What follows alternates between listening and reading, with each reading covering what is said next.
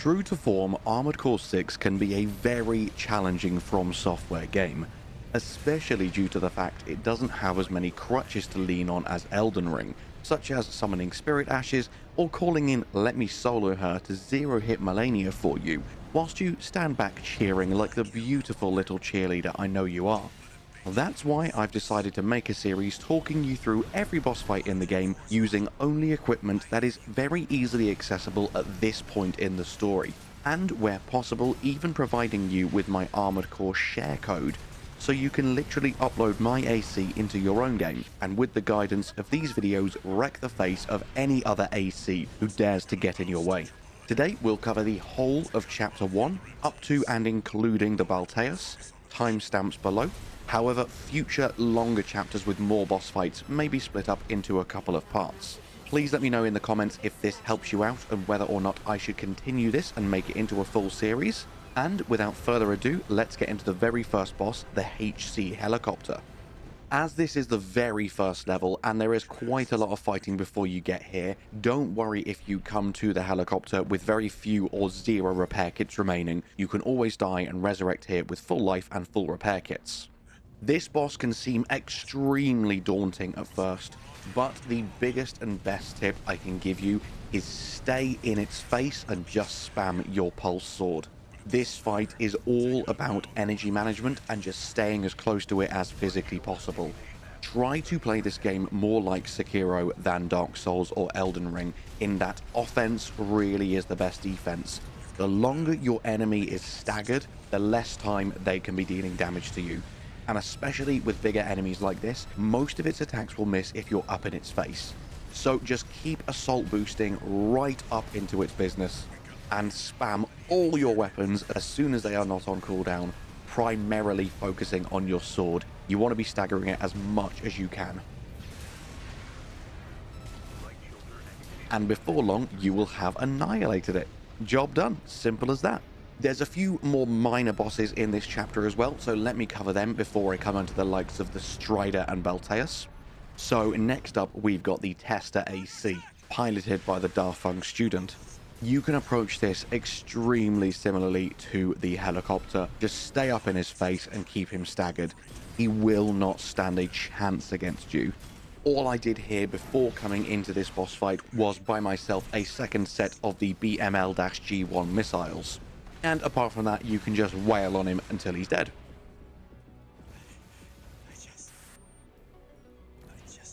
Next up, as you're getting near the end of the Destroy the Transport helicopters, this one is completely optional, but I do advise killing it because it gives you a combat log. You have got a BAWS Tetrapod. This guy I definitely didn't kill as efficiently as I could have done in this clip. Basically, the only difference from the last two is you want to back off and wait until he uses his sword, then rush in and use your own. I was getting very greedy and took a lot of damage I did not need to take.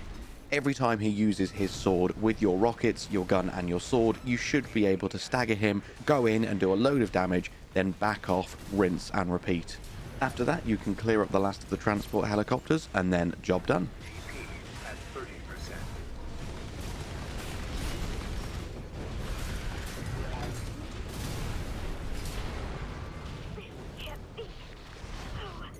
This is the first one that starts to get a little bit juicy. And I struggled with the Strider during the demo I played a few months ago with Bandai Namco. But now that I'm savvy with it, it is so easy and ridiculously fun. So let's quickly run through the build before we do anything else. Firstly, make sure you have completed the first training mission because that will reward you with the Ludlow. And the Ludlow is an amazing machine gun because of how quick it fires and how much impact it deals. So this is really good for keeping the ACS bar high whilst your other weapons are on cooldown, and I actually used this for most of the game. Of course, we're sticking with the pulse play for now because it is amazing, and then dual missile launchers on the back. We'll be sticking with the standard HC2000 for the head for now. Next up, you should be able to afford to buy the VP40S core, if not just replay a mission and get yourself a little bit more money. I will be entirely ignoring the Melander C3 parts for all of these guides because I think they may have been a pre-order bonus or a special edition bonus, so I don't want to use something that everyone might not have access to. Next up, for the arms, we're just sticking with the basic AC 2000 arms for now, though the Mind Alpha that I think I got from another one of the training missions is another decent option. I do like the stats on that one. And again, just because of funds, we're sticking with the 2C 2000 crawler bipedal legs. Next up, you want to purchase the BST G2 booster from the shop because it's just a straight up upgrade from the G1, and same with the FCS from the G1 to the G2. And finally, purchase the DFGN02 generator. Even though the EN capacity is less and most of the stats appear to be a bit worse, the thing that's really key is the EN recharge delay. With the base generator, it takes nearly 1.5 seconds for your energy to start recharging. However, with this one, it is less than half a second. That's the loadout for the Strider mission. My share ID is below in the comments, but that is specifically for the Balteus mission because I didn't want to bombard you with like 5 different share IDs. And all you need to do to use it is go into AC data, scroll to the end to download it, and you can type in or copy and paste the share ID there. And as long as you've done it correctly, you should have the DRT Balteus. Now that you've done that, let's go into the actual Strider boss fight itself. And it's far easier than it looks, trust me. Firstly, we are just going to be assault boosting as much as possible and hugging the left-hand side. When the mining ship captain says activate the eye, burn them away, what you want to do is just be patient and recharge your energy. And then a few seconds later, you will see the eye beam flying towards you. So just start assault boosting and keep dodging to the left and it will miss you entirely. As long as you've been quick enough, you'll be beneath the Strider now and the eye will stop attacking. Clear up the couple of MTs and now you can take down the leg. Now you can boost up to the back half of the Strider, dealing with the static defenses on the way. And you've done the hard part now. From here, it's an absolute doddle. All you need to do is use the various parts of the Strider to hide when the eye is shooting at you. And there's lots of visual and audio cues to help you dodge it. And as you're doing so, just sneak round and destroy the 2 generators on the side, then go underneath to destroy the generator underneath. Just make sure you've got plenty of energy because you can fall down, and if you do, you won't die, but it will take half your health away. And then finally, be careful as you time your jump up to the top and take out the final generator. And hopefully, if you've done it all right, like me, you should be on full health with full repair kits, so you can just fly directly towards the eye and absolutely wail on it. Once you've done a certain amount of damage, it will start to collapse, so you don't even need to worry about dodging out the way of its attacks. One more barrage of attacks and it should be absolutely destroyed. Now you just need to get out before it blows up. Watch the glorious explosion and that is it. GG. And look at them stats, a near perfect mission, so hopefully you can do the same. Next up, one of my favorite bosses, we have got the Juggernaut. So let's quickly review the build again and then we'll get into it. There's a couple of differences here to make us even more powerful. Firstly, make sure you do the next few AC training missions because you get some really powerful internal components from them. Now that we have unlocked some better missiles, we have purchased a vertical missile launcher, the BMLG-1, and a plasma missile launcher, the VVC-70 VPM. Both of these have a vertical trajectory which rain down from the sky, basically meaning enemies cannot dodge them, so they're going to be crucial in the next few missions. Our frame is still exactly the same, however, from doing the training missions, we have unlocked the Alula booster, which even though it is heavier, uses more EN and doesn't have as much upward thrust, it is probably the fastest thruster in the game. Look at the boost speed compared to the BST G1 from 300 to nearly 350. You absolutely fly with this thing, and that's going to be very useful for keeping up with the Juggernaut.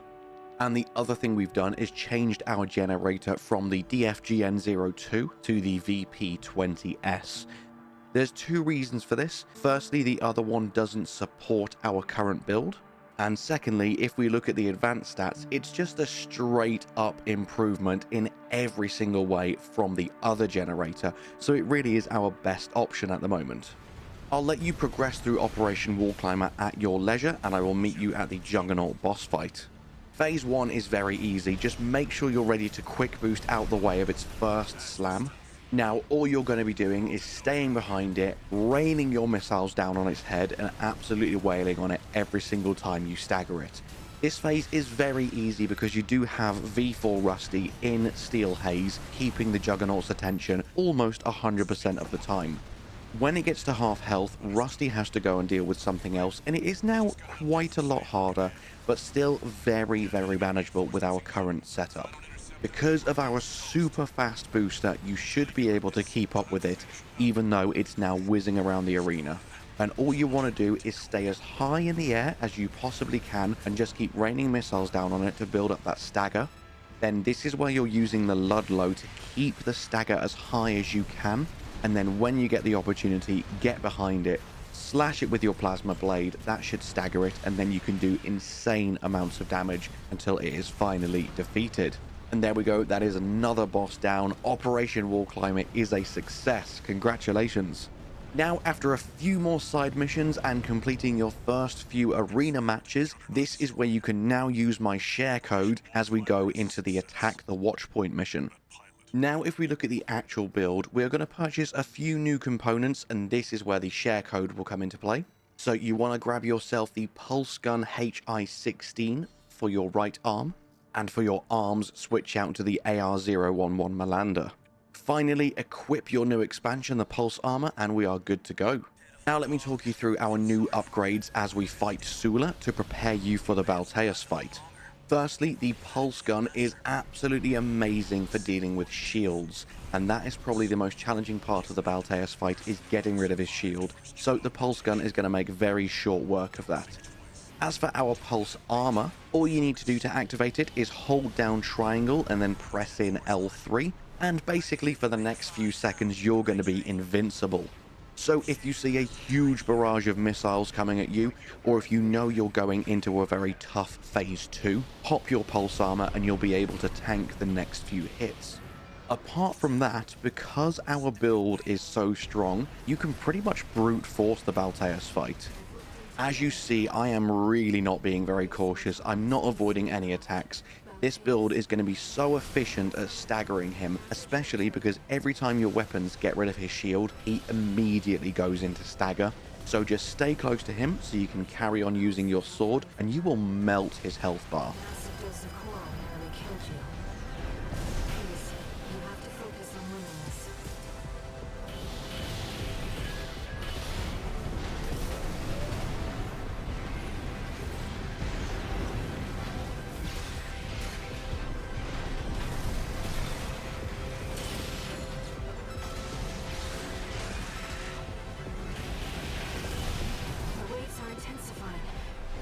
Get clear.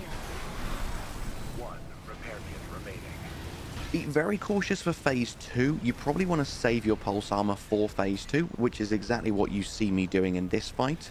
But as you can see, I'm being very erratic. I'm giving little care to my defense, and I still defeat him with 1 repair kit remaining. And that is it for chapter 1, my friends. Again, please let me know if this helps at all and if you would like me to continue this series. And apart from that, all that's left for me to say is thank you so much for watching. I hope you have an amazing day, and I'll see you in the next one. Bye bye.